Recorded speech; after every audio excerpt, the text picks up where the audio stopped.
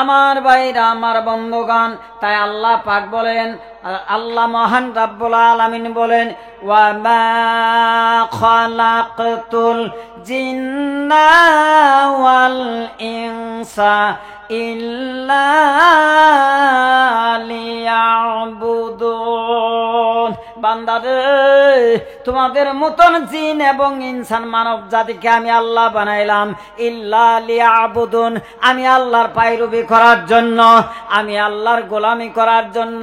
কিন্তু বান্দা আমি আল্লাহর কথা ভুলে গেছে, আমার গোলামি নাই, আমার পায়রবি নাই। বান্দা আমি আল্লাহকে বাদ দিয়ে তারা আবার না জানি কোন দ্বিতীয় মাবুতের পূজা সেবা তারা করে। ও বান্দারে, তোমরা জেনে নিও, আমি আল্লাহ ছাড়া কিয়ামতের ময়দানে কেউ তোমাকে বাঁচাইতে পারবে না। ভাই, কিয়ামতের দিন আল্লাহ ছাড়া কেউ বাঁচাইতে পারবে? কথা কোন পারবে? আমরা যদি হুজুররা ওয়াজ করে বলে আজ থেকে নামাজ কেরা পড়বে না, হাত তুলে কয়ে গেলে আমরা পড়বো, রোজা বলে আমরা রাখবো, লাস্ট টাইমে যায় একটাও করে না, সবই ঠক দেয়। সূরা বাকারার ভিতরে ঠকের আয়াত আছে, ইউখাদিউনাল্লাহা ওয়াল্লাযীনা আমানু ওয়া মা ইয়াখদাউনা ইল্লা আনফুসাহুম ওয়া মা ইয়াশউরুন। ঠকের আয়াত আছে আমার ভাইরা। আল্লাহ মহান রব্বুল আলামিন বলেন, ও বান্দা, তুমি হাত তুললা নামাজের জন্য, কিন্তু তুমি নামাজ পড়লা না। তুমি রোজা রাখার জন্য হাত তুলছো, আলিমের কাছে হাত তুলছো, তুমি রোজা রাখলা না। বেলা হাত যে তুমি হজের জন্য তুমি হাত তুললা, করলা না। তুমি 10 জায়গায় আমাকে ঠক দিলা। কিয়ামতের ময়দানে আমি আল্লাহ যদি খালি একটা বার না করি, বলে বান্দা তুমি যতই মিথ্যা বলো, আজ কিয়ামতের দিন আমি আল্লাহ তোরে জান্নাত দিব না। তাহলে বলুন তো আরো কি বাঁচার উপায় আছে? হ্যাঁ, আপনি 10 জায়গায় ঠক দিছেন। নামাজ পড়বার চায় পড়েন নাই, রোজা রাখবার চায় রাখেন নাই, হজ করবার চায় করেন নাই, দিনের কাম করবার চায় করেন নাই। আল্লাহ কই তুই 10 জায়গায় ঠক দিলি, আমি একটা ঠক দিব বলে কি কিয়ামতের দিন বলে তোরা আমি জান্নাত দিব না, খালি একটা কথা বলবো, বান্দার উপায় আছে? তাহলে মানুষের তো বোঝার দরকার। ওয়াইয়াতাফাক্কারুন, আপনি গবেষণা করেন, আপনি বুঝেন। ভাইরা আমার, বন্ধুগণ, যেরকম মা জগৎ জনম দুঃখিনী মা, মায়ের গর্ভে আমরা থাকি না গো ভাই, ফি কারারিম মাকিন, যেই মায়ের কারারিম মাকিন, এই গর্ভস্থলীর জায়গায় আমরা ছিলাম। সাধারণ 10 আল্লাহ মহান রাব্বুল আলামিন 100টা মহব্বতের ভাগ করে 99 আল্লাহ ভাগের কাছে রাখে একটা ভাগ পৃথিবীর জমিনে আল্লাহ বিচরণ করে দিলেন। তার জন্যই পাখি হয়ে পাখির বাচ্চার ঠুটে ঠুটে আদার খিলে কত মায়া ভাই, কথা বলুন ঠিক কিনা? পাখি একটা দেখবেন, যেই পাখি কোনো ভাষা বোঝে না, কোনো কিছু জানে না, সেও বাচ্চার মায়া জানে। তাহলে 100 ভাগ করে আল্লাহর কাছে 99 অংশ রাখছে, আর একটা ভাগ তামাম পৃথিবীতে দিয়েছে। তাই যদি একটা পাখি আর একটা পাখির বাচ্চার যদি মায়া যদি ভুলতে পারে না, তাহলে আল্লাহ বা মানুষের উপর আরো কত দয়াবান, কারণ 99টা দয়া তার মধ্যেই আছে। কথা বোঝা গেছে ভাই? কিন্তু সেই আল্লাহর দয়া চাই না, আল্লাহর নিয়ামতের শুকরিয়া আদায় তারা করে না। মানুষ, আল্লাহ তো প্রশ্ন করে মানুষকে, ভাইরা আমগরের ছেলে মেয়ে যদি শেয়ানা হওয়ার পর মা বাবা যদি বুড়া হয়, যদি মা বাবারা যদি ভাত কাপড় না দেয়, তাহলে মা বাবা কয় না, বাবা আমারা তুমি ভাত কাপড় দেও না, আমারা কেউ খাবার দেয় না, আমি কি তোমারে মানুষ করি নাই, আমি কি তোমারা বড় করি নাই? লোকজন ডাইকে কয় না, বিচার দেয় না গো, একটু কথা কন না কে? তাতে মাথা দিয়ে না করে যেন বুয়া মানুষ জবান আছে, ওয়া জবাবহু, আপনি জবানের দ্বারাই কথা বলেন। এই যে জলসার ভিতরে শিকার করতেছেন, এটাও সওয়াবের মধ্যে অংশ।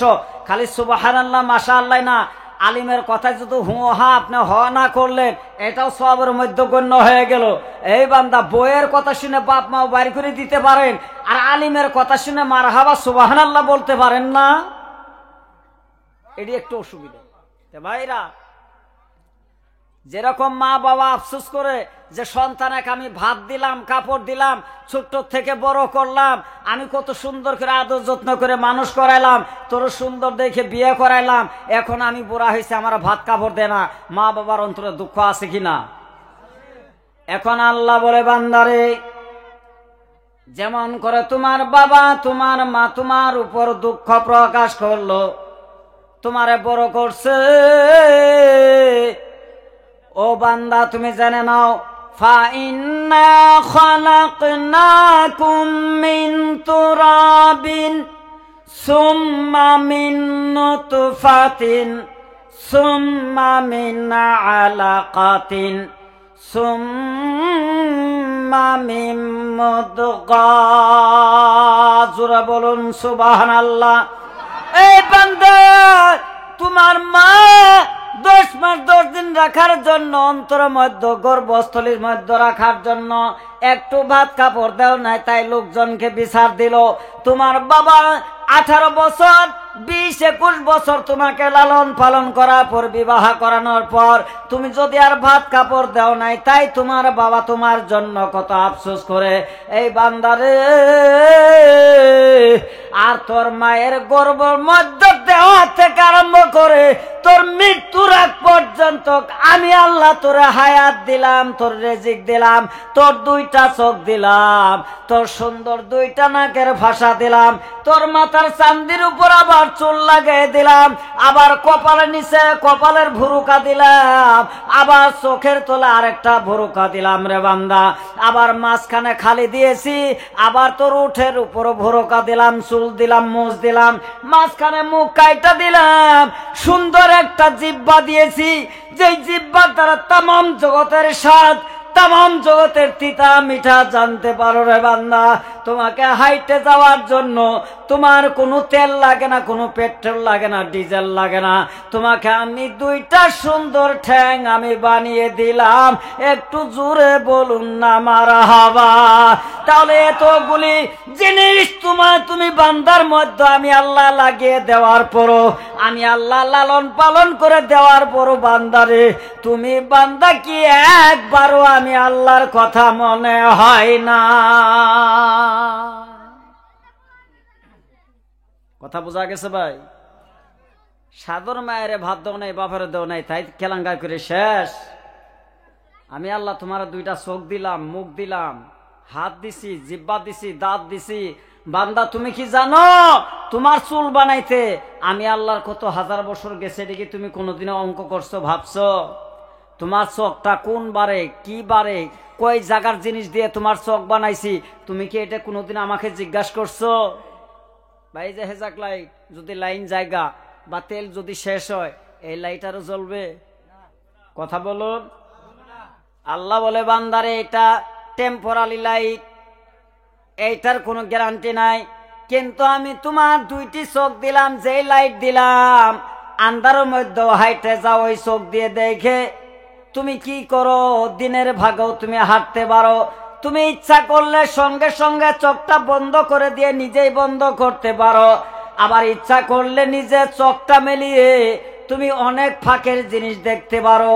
তোমার এই চোখের মধ্যে কোনোদিনও ইলেকট্রিসিটি বিল লাগে না, কোনোদিনও 10 গ্রাম পেট্রোল ভরানো লাগে না, কোনোদিনও 1 টাকার ডিজেল লাগে না, কোনোদিনও দোকান থেকে এভারেডি ব্যাটারি দেওয়ার দরকার নাই, কোনোদিনও মোবাইলের চার্জার দ্বারা চার্জার দেওয়া দরকার নাই।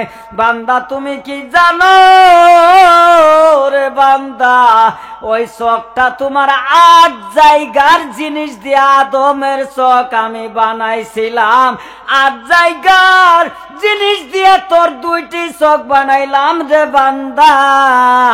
শুধু 3টি কাজ করার জন্য, ওই 3 কাজ করলে তোর ওই 8 জায়গার বানানোর শুকরিয়া আদায় হয়ে যাবে। আর একটু জোরে বলুন সুবহানাল্লাহ। তাহলে ভাইরা একটু বলেন তো দেখি, তাহলে এই চোখের শুকরিয়া আদায় করার দরকার আছে কি না? আইনি আইনাইনি, তার মানে 2 চোখ। ও বাবা, এগুলো রিসার্চ নিয়ে যদি বিভিন্ন ধরনের কথা যদি কোরআন হাদিস মোতাবিকে যদি ভিতরে ঢুকি, বহু সময় লম্বা হবে। চোখ কিভাবে বানাইলেন আল্লাহ, কোন ডাইসের দ্বারাই চোখ বানাইছে। এ বাবা, এগুলি কি খাম খেয়ে হাতের করা? এই অনেক মানুষে মারভত করে, বয়াত পরে তরিকা নেয়। হাই রে তরিকার ঢং ডিল, জীবনে কোনোদিন দাঁত মানছে না, জীবনে কোনোদিন চুলের ভিতরে পানি যায় না। এই বড় বড় জৈঠে চুল, 14 দিন পাকার মধ্যে চুব্বালে বোধ চুলের গোড়া পানি যাব না। হ্যাঁ করে বাড়ি দিয়ে কল আমি পিসাব সাজিয়ে গেছি। পীর কি তোর বাবের ঘরের শৈলের হাতে মালভুক কলা? কথা কয় না কে? মারেফত কি মালভোগ কলা? এই তরিকপন্থী লোকেরা চ্যালেঞ্জ দিয়ে বলে গেলাম, নামাজ হলো মারেফাতের জন্ম। শরীয়তের আলিমেরাই বলতে পারে বলে আমরা নামাজ কম করে পড়বো, কিন্তু তা বলে নাই। কিন্তু নামাজ মারেফাতে আল্লাহ দিয়েছে, শরীয়তে নামাজ দেওয়া হয় নাই। যদি তোমার দলিলের দরকার হয় তাহলে স্টেজে বসো, তোমাকে দলিল দিয়ে এই জায়গা থেকে চলে যাব যদি না দিতে পারি, আর জীবনে গোয়াল ভরা দৃষ্টিকে আসবো না। ভাই কথা বলেন ঠিক কিনা? তাহলে তোমরা কোন শরমে কোন লজ্জায় বলো কলে আমরা তরিকপন্থী মানুষ, আমরা নামাজ পড়া লাগবো না? তুমি গরি তো নামাজ পড়া আগের দরকার, কারণ নামাজটা মারব হতে জন্ম। তাহলে মারব হতে তরিক লোকের মানুষ বেশি মানে। কথা কোন ঠিক কিনা? এ দলিল আছে, এটা তো মোনাজারা জলসা না। মোনাজারা হলে তো ঠাউর পাইতেন, আজকে হার্টের বেমার যা আছে আসি গম পাইতেন কিছু।